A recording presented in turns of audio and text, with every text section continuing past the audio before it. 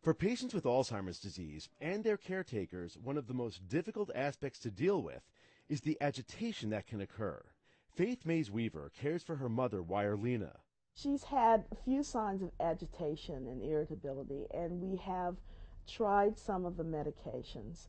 And on days when she's really agitated, we just take her for long, long walks, a lot. It can be really difficult for caregivers, and you search for medications to try to calm them down. And a classic group of medications for agitation are this class called neuroleptics.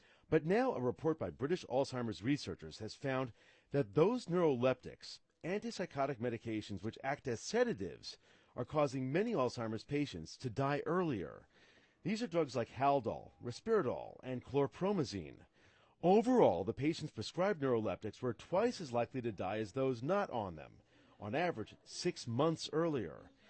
It's another difficult event on the road to treating Alzheimer's. So we're searching for preventive medicine, we're searching for treatments, and we're searching for cures. And we applaud the scientists who are doing this, and we recognize that in the context of all this work and in the war against Alzheimer's, there are going to be a lot of failures. It's already been established that these medicines, especially Risperidol and Zyprexa, increase the risk of stroke and death in these patients.